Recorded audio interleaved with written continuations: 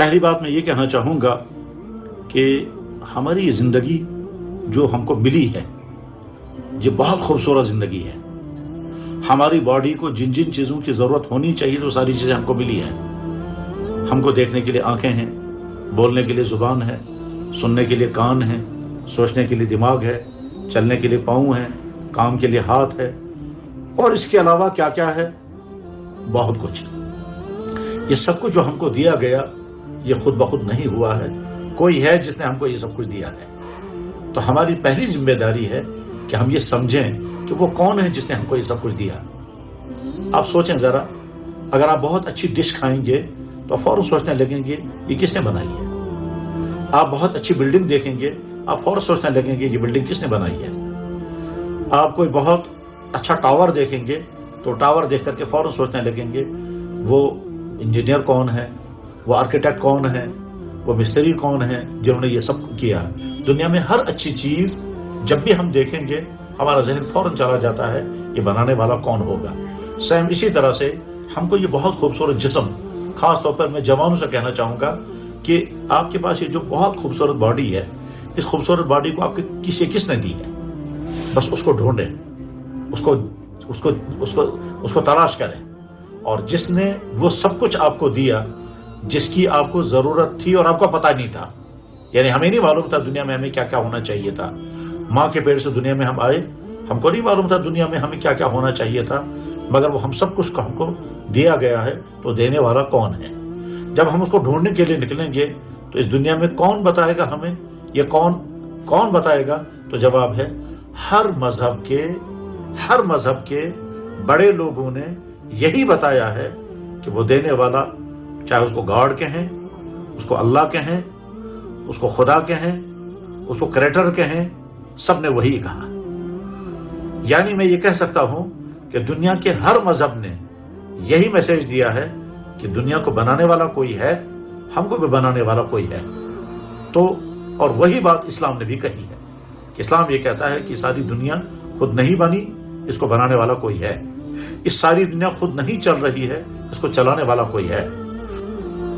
تو میرے بھائی، میں یہ عرض کر رہا تھا کہ جس نے ہم کو بنایا وہ ہم سے زیادہ جانتا ہے کہ ہمیں کون سی چیز ہونی چاہیے اور کون سی چیزوں سے ہمیں بچنا چاہیے. جو چیزیں ہمارے لیے اچھی ہیں وہ سارے اس بنانے والے نے الاؤ کر دی ہیں، اور جو چیزیں ہمارے لیے بہت خراب ہیں وہ ساری چیزیں اس نے بین کر دی ہیں. مثلا دارو، شراب، ڈرگز، یہ انسان کی صحت کے لیے بہت نقصان دہ ہیں. انسان کے دماغ کے لیے بھی، عقل کے لیے بھی، جوانی کے لیے بھی، اور جسم کی بہت ساری بیماریوں کے لیے یہ چیزیں ہیں. اس کی وجہ سے بیماریاں آ جاتی ہیں، جسے اللہ نے اس کو پہلے بین کر دیا ہے. جو چیزیں ہمارے پیدا کرنے والے نے ہمارے لیے ضروری سمجھی ان کو الاؤ کر دیا، اور جو چیزیں ہمارے بنانے والے نے ہمارے لیے بہت نقصان دہ کر دی، چاہے وہ ہم کو سمجھ میں نہ آئیں، مگر اس نے منع کر دیا ہے تو اس کے معنی ہے کہ اس کے اندر کوئی نہ کوئی خرابی ضرور ہوگی، ان کو بیان کر دیا.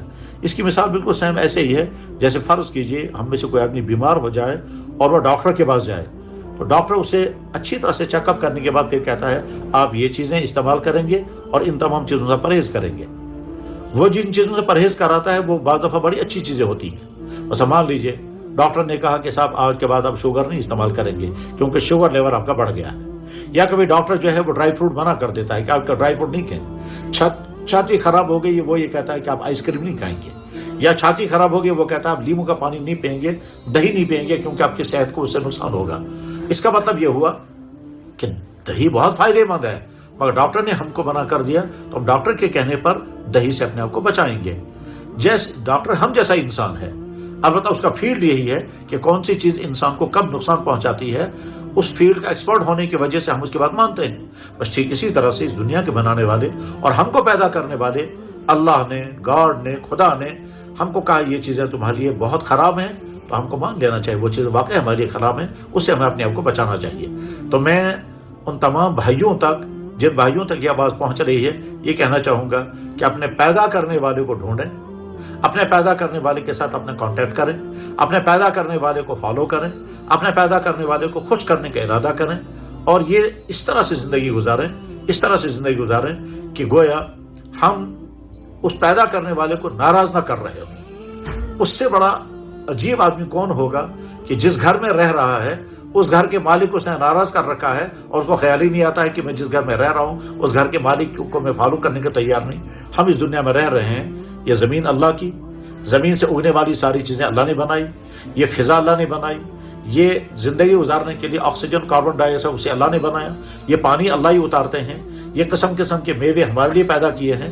تو جس اللہ نے ہماری یہ سب کچھ کیا ہے اس اللہ کو ناراض کر کے ہم زندگی گزاریں، یہ ہرگز اچھی بات نہیں ہے۔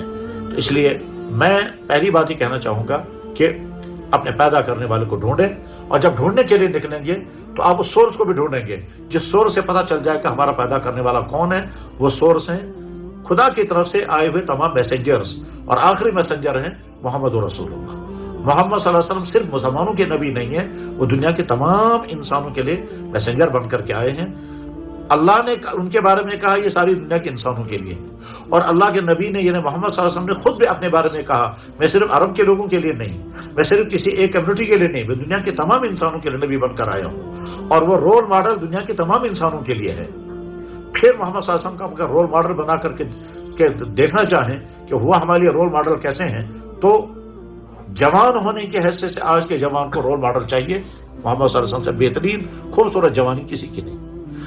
ہسبینڈ ہونے کی حیثیت سے ہمارے تمام بھائیوں کو جو اپنی فیملی لائف گزار رہے ہیں ان کے رول ماڈل چاہیے۔ محمد صلی اللہ علیہ وسلم سے زیادہ بہترین رول ماڈل کوئی نہیں ہے۔ جو لوگ دنیا میں رول کر رہے ہیں رولروں کے لیے بھی ایک رول ماڈل چاہیے۔ محمد صلی اللہ علیہ وسلم سے زیادہ بہترین رولر کون ہے کہ جنہوں نے اے سے سٹارٹ کیا، بلکہ زیرو سے سٹارٹ کیا، اور صرف 10 سال کے عرصے میں 10 لاکھ اسکوائر فٹ پر اپنی حکومت قائم کی، اور اس طرح سے دنیا میں سے چلے گئے کہ ان کے گھر میں کھانے کا بھی انتظام نہیں تھا۔ جس رولر نے اپنی حکومت کو اپنے گھر کے لیے، اپنے کھانے پینے کے لیے، اپنے عیش کے لیے استعمال نہیں کیا وہ محمد صلی اللہ علیہ وسلم ہے۔ تو محمد صلی اللہ علیہ وسلم محمد رول ماڈل ہیں آج کے جوان کے لیے، محمد رول ماڈل ہیں آج کے بزنس مین کے لیے، محمد رول ماڈل ہیں آج کے غم زدہ انسان کے لیے کیونکہ ان پہ غم بھی آئے ہیں، محمد رول ماڈل ہیں آج کے اس آدمی کے لیے جس کا ماں باپ ہے ہی نہیں، کیونکہ محمد صلی اللہ علیہ وسلم یتیم تھے، ان کا ماں باپ تھا ہی نہیں۔ محمد صلی اللہ علیہ وسلم رول ماڈل ہے اس انسان کے لیے جو برائیوں والی سوسائٹی میں رہ رہا ہو اور اپنے آپ کو برائی سے بچا لے، کیونکہ محمد صلی اللہ علیہ وسلم نے وہاں عرب کی سوسائٹی میں جب جوانی گزاری ہے یہ وہ والی زندگی تھی کہ جہاں چاروں طرف سے برائیاں، خرابیاں اور ساری برائیاں تھی، پر آپ نے اپنی جوانی کو کوئی داغ لگنے نہیں دیا۔ اسی لیے جو آگے چل کر کے جو لوگ آپ کے مخالف بنے انہوں نے بھی آپ کی طرف کبھی انگلی نہیں اٹھائی کہ صاحب دیکھیے آپ کی جوانی میں یہ خرابی تھی، آپ کی جوانی میں یہ خرابی تھی، اس کے مقابلے میں وہ سب لوگ کہتے تھے اس سے اچھا جوان کوئی نہیں ہے۔ تو آج کے جوانوں کے لیے رول ماڈل محمد صلی اللہ علیہ وسلم، آج کے ہسبینڈز کے لیے رول ماڈل محمد صلی اللہ علیہ وسلم، آج کے بزنس مینوں کے لیے رول ماڈل محمد صلی اللہ علیہ وسلم، آج کے افسروں کے لیے رول ماڈل محمد صلی اللہ علیہ وسلم، اور آج کے رولر کلاس کے لوگوں کے لیے رول ماڈل محمد صلی اللہ علیہ وسلم۔ میں یہی کہنا چاہوں گا، اور آخری بات میں یہ کہنا چاہوں گا کہ آپ کی یہ زندگی آپ کے ہاتھوں میں امانت ہے، آپ اس زندگی کو برباد بھی کر سکتے ہیں۔ مثلا کسی کے پاس پیسہ ہے، اب اس نے شراب، دارو، عیاشی، کلب اور ناچ گانا اور ان تمام چیزوں میں سکون ڈھونڈا، یقین رکھیں سکون نہیں ہے۔ وہ تمام ہمارے بھائی جو کلبوں میں، جو ڈانسوں میں اور جو سانگ میں رہتے ہیں وہ کچھ دیر کے لیے تو سکون پاتے ہیں، آگے چل کر کے وہ ڈپریشن اور انزائٹی اور نہ جانے کن کن خرابیوں کا شکار ہو جاتے ہیں۔ تو اپنی اس جوانی کو امانت سمجھیں اور اپنی زندگی کو امانت سمجھیں، اور اس زندگی کی ایک ایک چیز کا ہمیں حساب دینا ہوگا۔ اللہ تعالیٰ ہم سے پوچھیں گے میں نے تمہیں جوانی دی تھی، مجھے بتاؤ تم نے جوانی کہاں کیا کھا، میں نے تمہیں بہت ساری انفارمیشن دی تھی، اس انفارمیشن کے مطابق تم نے کتنا عمل کیا، میں نے تمہیں مال دیا تھا، وہ مال تم نے کمایا کیسے اور خرچ کہاں کیا، اور یہ بتاؤ تمہاری زندگی کا ایم کیا تھا۔